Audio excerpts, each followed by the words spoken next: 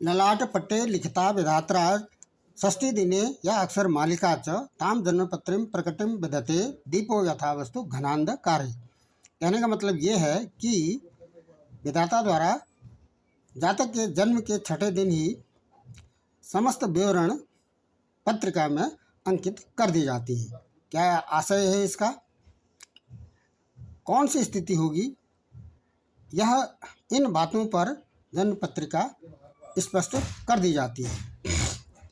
जैसा कि पंचांग आज 28 दिसंबर 2024 है, 12 शनिवार है और कृष्ण पक्ष की आज त्रयोदशी है। और यहाँ पर करण गर है। यहाँ पर करण का जिक्र इसलिए किया जा रहा है क्योंकि करण 11 प्रकार के हैं। बौ, बालक, कौलव, तैतिल, गर, बणिज, बिष्टि, चतुष्पाद, नाग और शकुनी तथा किंतुग्न। ये 4 प्रकार के जो करण हैं यह अमावस्या के आसपास आते हैं। इनको ठीक नहीं माना जाता है। बाकी जो 7 करण हैं वो एकांतर क्रम से चलते रहते हैं। और यहाँ पर जो मुख्य रूप से पंचांग पर बात करने का मुख्य आशय ये है कि आज जैसा कि शनिवार है और शनिवार को यदि ये जो करण है वह बौ करण बैठता है तो इसका जो फल है वह जन्म पत्रिका में प्रत्यक्ष रूप से इसका प्रभाव देखा जा सकता है।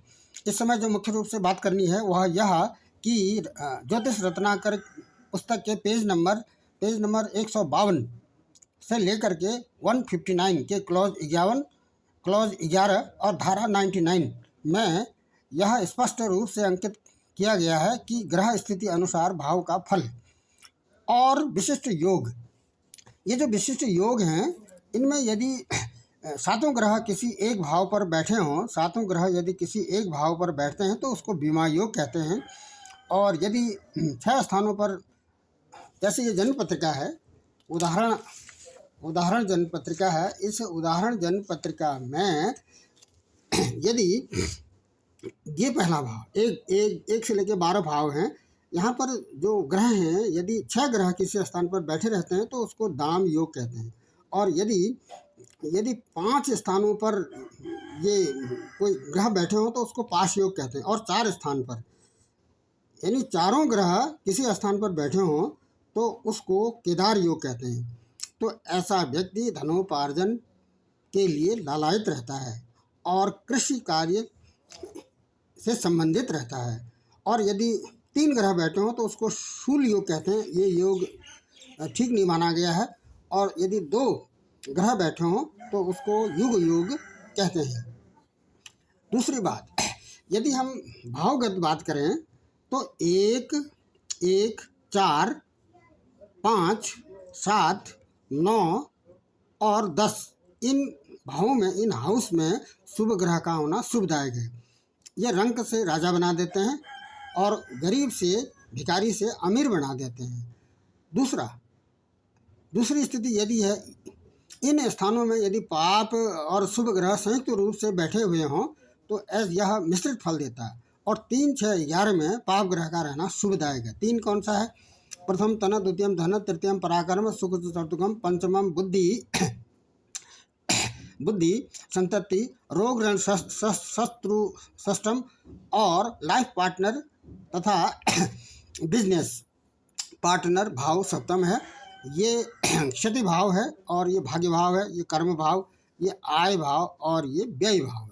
क्या मतलब है इसमें? 3, 6 और 11 इन भावों में 3, 6, 11 में पाप ग्रह का रहना शुभदायक है। यहाँ पर 11 में शनि है, 11वें भाव में शनि है और तीसरे हाउस में कोई ग्रह नहीं है और छठे हाउस में केतु है। तो ये शुभदायक है। क्यों ये शुभदायक है? क्योंकि ये हाउस इस भाव की वृद्धि कर देते हैं। अब दूसरा जो विशिष्ट बात है वह है पाप कर्तरी। पाप कर्तरी का आशय ये है कि यदि किसी ग्रह के 12वें हाउस में और उस भाव से दूसरे हाउस में यदि क्रूर ग्रह बैठे हों तो उसको पाप कर्तरी में रखा गया है। जैसे उदाहरण के लिए ये उदाहरण पत्रिका है, ये शुक्र है, 10th हाउस में शुक्र बैठे हैं और शुक्र से 12वें स्थान पर सूर्य है और शुक्र से दूसरे स्थान पर शनि है। दूसरे शब्दों में यदि किसी ग्रह के आगे और पीछे क्रूर ग्रह बैठे हों तो वह पाप कर्तरी में आ जाता है। तो ऐसी स्थिति में उस भाव का फल नष्ट हो जाता है, उस भाव का फल नष्ट हो जाता है। यदि शुभ ग्रह, यदि कोई भाव शुभ ग्रहों से घिरा हुआ हो, शुभ ग्रहों से घिरा हुआ तो उसका शुभ फल होता है, अशुभ ग्रहों से घिरा हो तो उसको अशुभ फल मिलेगा। दूसरी बात यह है कि यदि जो भाव अपने भावेश, किसी भाव का भावेश यदि वहाँ पर बैठा हो या उसको देख रहा हो तो उस ग्रह का जो फल है वह शुभ होता है। जैसे उदाहरण के लिए माना हमने यहाँ पर यदि देखा जाए तो ये गुरु की दृष्टियाँ 1 2 3 4 5 दृष्टियाँ होती हैं। गुरु की 3 दृष्टियाँ हैं, 5 7 और 9। तो गुरु की 5वीं दृष्टि 1 2 3 4 5 एक दृष्टि यहाँ पर पड़ रही है और 6 7 दूसरी दृष्टि यहाँ पड़ रही है, 8 और 9 दृष्टि इसकी कर्म भाव में पड़ रही है। या गुरु अपने भाव में होना चाहिए। जैसे ये जो गुरु का भाव है उसको अपने, जैसे उदाहरण के लिए यहाँ पर भावेश गुरु बनते हैं और यहाँ पर भी ये भावेश गुरु हैं। या तो गुरु यहाँ बैठे हुए होने चाहिए या गुरु की दृष्टि में इस भाव में जगत पड़ती है तो इस भाव का जो फल है वह शुभ कारक होता है। जिस भाव का स्वामी पाप ग्रह से युक्त हो या दृष्ट हो, तो जिस भाव में पाप ग्रह बैठा हो तो दृष्ट हो तो उस भाव का जो फल है फल का ह्रास हो जाता है। एक अन्य प्रमुख बात ये करनी है कि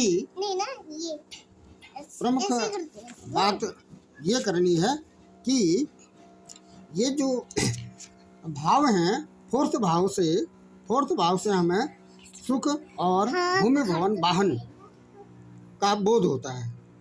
कौन से? चौथे भाव से। और 5वें हाउस से राजानुग्रह और अकस्मात धन की प्राप्ति, जिसको लॉटरी भी कहते हैं। और 7वें भाव से वाणिज्य और गमनागमन। और 9th भाव से भाग्य का विचार किया जाता है। और 10वां भाव जो है वो रोजगार से संबंधित है और कर्मयोग है।